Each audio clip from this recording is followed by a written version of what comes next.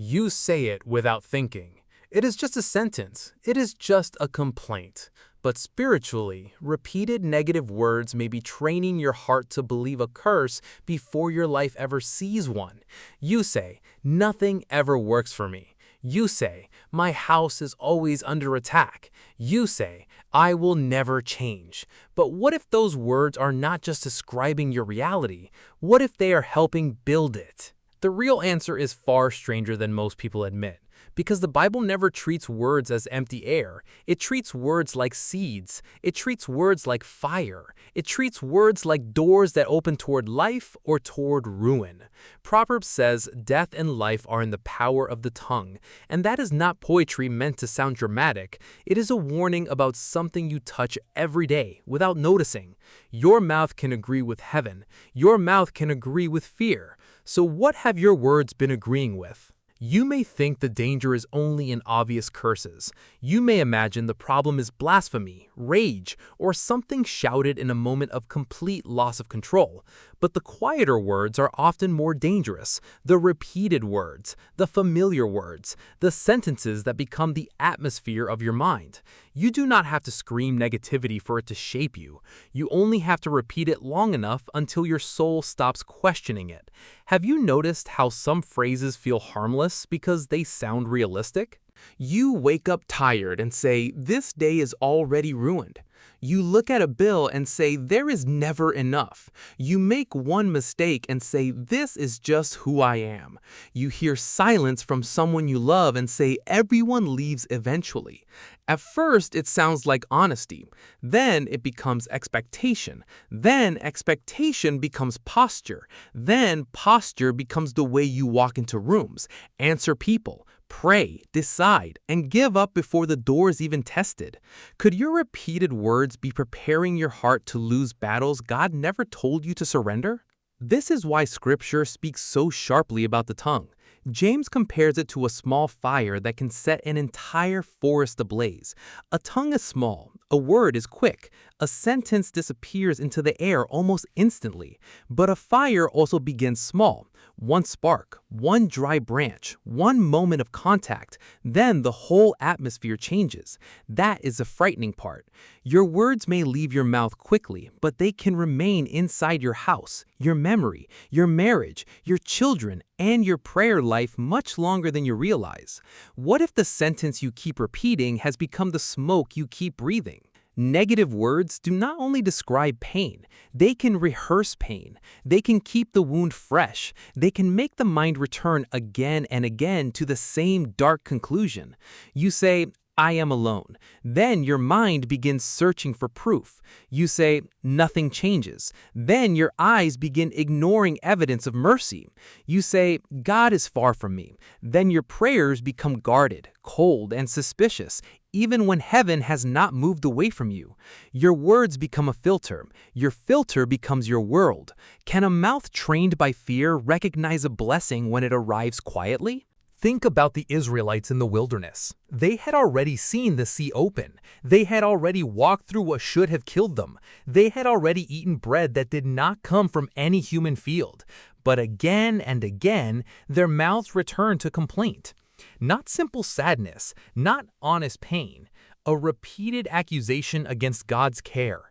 They said they were brought out to die. They said Egypt would have been better. They turned a hard season into a false story about God's heart. That is the hidden danger. Negative words can turn a test into a tomb before God is finished leading you through it.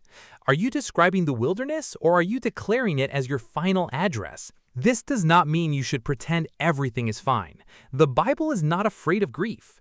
The Psalms are full of tears, questions, exhaustion, and cries from deep places. But there is a difference between bringing pain to God and building an identity out of pain.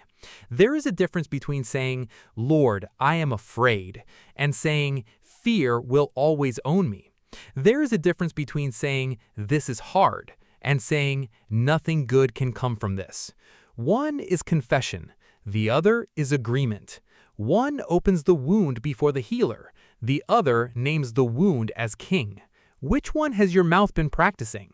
Your words also train your body. Say something often enough, and your nervous system begins to expect it. Your shoulders tighten before the problem arrives. Your chest becomes heavy before the conversation begins. Your face changes before the day has a chance to unfold. Spiritually, this matters because fear does not only enter through events, it enters through rehearsal. Every repeated negative sentence is a rehearsal for despair. Every repeated word of faith is a rehearsal for endurance. You may not feel strong when you speak differently. You may not feel free when you correct your mouth. But a prison does not always break with one loud crash. Sometimes it opens because one small key keeps turning. What key are you turning every morning? There is another layer. Negative words can become household language. A home can learn the sound of defeat. A child can grow up hearing, money is always a problem. People cannot be trusted. This family is cursed. Nothing ever goes right here. Those sentences may feel like adult frustration, but to someone listening, they become a map of the world. The house absorbs the pattern. The kitchen hears it. The car hears it. The bedroom hears it. The prayer corner hears it. And slowly, a place that should hold peace begins echoing a message of fear. What has your home been hearing from your mouth? This is why careless speech is never truly private. Even when no person is in the room, your own soul is listening. Your mind is taking notes. Your faith is being shaped. Your expectations are being trained. Jesus said that out of the abundance of the heart, the mouth speaks. That means your words reveal something, but they also return and reinforce something. The heart speaks through the mouth. Then the mouth teaches the heart what to keep believing. It becomes a cycle, a hidden loop, a spiritual echo. So when the same negative phrase keeps coming out, the question is not only what did you say? The question is, what has been filling you? What voice has been discipling your inner life? Some words sound humble but are secretly hopeless. You say, I am nothing. You say, I do not deserve anything good. You say, God probably has more important people to help. It sounds modest, it sounds lowly, but it may not be humility. It may be unbelief wearing religious clothing. Humility bows before God.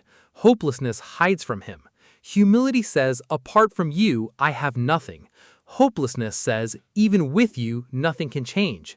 That difference is not small. It changes how you pray. It changes what you expect. It changes whether you walk toward mercy or away from it. Have your words been calling hopelessness humility? Other words sound like jokes. You laugh and say, I am cursed. You laugh and say, my life is a disaster. You laugh and say, I always destroy everything good. But repeated joking can become disguised agreement. The spirit does not need every sentence to be formal. The heart can still absorb a joke. The mind can still memorize it. The atmosphere can still be shaped by it. A joke repeated long enough may become a confession you never meant to make. This is why wisdom does not only ask whether a word is funny, wisdom asks where the word is taking you. Is your humor opening a window to relief, or is it teaching your soul to expect ruin? There is a reason the enemy loves accusation. Revelation describes the accuser as one who accuses day and night. Accusation is repetitive. It does not always need new information. It only needs the same charge repeated until the heart becomes tired. You are not enough. You always fail. You are too damaged. You will never be clean. You already ruined it. When your mouth begins repeating what accusation says, your own voice becomes a weapon against your peace. That is one of the strangest battles. The enemy does not always need to shout from outside. Sometimes he only waits for you to repeat the sentence for him. Whose words have you been carrying in your own voice? The counterintuitive truth is this: changing your speech is not pretending the battle is gone. It is refusing to crown the battle as Lord. You can say, this is painful, but God is still near. You can say, this is uncertain, but fear does not get the final word. You can say, I fell, but I am not finished. You can say, my house has been tense, but peace can return. You can say, my mind is tired, but darkness does not own my future. These are not magic phrases. They are acts of alignment. They bring your mouth back under truth when emotion tries to drag it under panic. What would change if your first sentence of the day stopped agreeing with defeat? This is not about speaking wealth into existence. It is not about denying sorrow. It is not about turning faith into a performance. It is about spiritual sobriety. A sober person notices what enters the mind. A sober person notices what leaves the mouth. A sober person understands that repeated speech can become a pathway. The more you walk it, the easier it becomes to walk again. That is why some thoughts feel automatic. They have a road. Your words helped pave it. But a new road can be formed, slowly, honestly, with resistance, with prayer, with correction. Could today be the day you stop paving the road back to the same fear? Start with the phrase you repeat the most. Do not choose 10, choose one. The one that shows up when you are tired. The one that slips out when money is tight. The one that appears when you look in the mirror. The one that returns after prayer, after conflict, after silence, after disappointment. Catch it, name it, then ask what it is teaching your soul. Is it teaching despair? Is it teaching distrust? Is it teaching shame? Is it teaching that God is absent?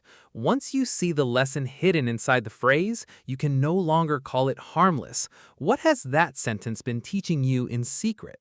Then replace it with truth, not fantasy. If you say, "Nothing ever works," answer with, "This is difficult, but God can still open a way."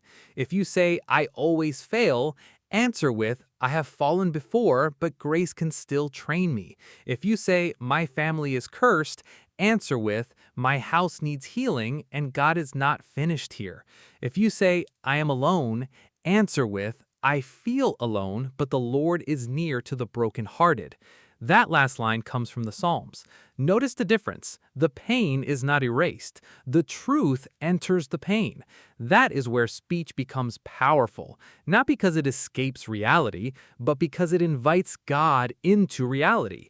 Can your next sentence make room for mercy? There will be resistance. The old sentence will feel natural. The new sentence may feel awkward. Fear always sounds familiar at first because it has been rehearsed longer. But familiarity is not authority. Just because a thought returns quickly does not mean it is true. Just because a phrase feels honest does not mean it is holy. You are allowed to interrupt your own mouth. You are allowed to stop mid-sentence. You are allowed to say no. That is not the final word over me.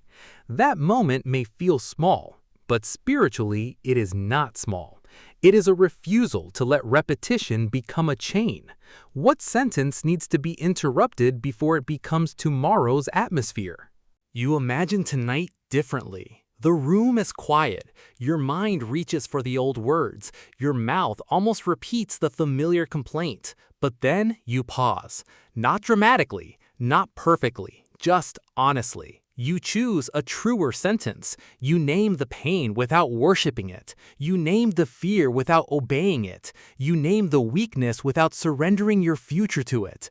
And something shifts. Maybe not everything outside you, not yet, but something inside you stops bowing to the same old voice. Peace has room to return.